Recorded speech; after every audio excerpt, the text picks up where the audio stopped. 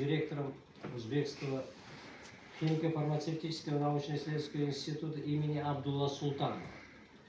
Ну, институт при фармагентстве, просто финансирования его нет, денег нет, биносы.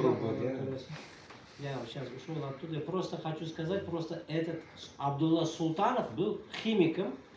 Он организовал этот институт. Этот институт был катализа нефтегаза. Просто он добавил слово фармацевтика. И мне председатель ВАКа, который работал 16 лет председателем ВАКа Узбекистана, Карим Султанович Султанов, он одну вещь сказал. Абдуллакам Этардулаки Харбер касалды даволаш учун, это не имеет разницы, какой болезнь. Любую болезнь можно вылечить. Нужно привести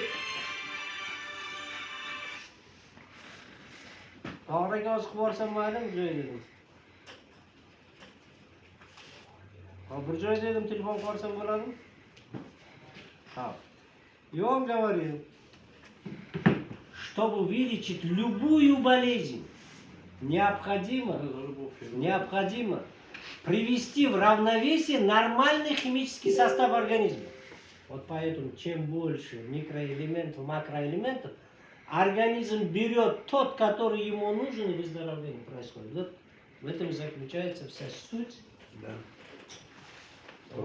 Вот наша дружба что дает? У него сыновья, оказывается, очень грамотные. Я у них был, завод посмотрел.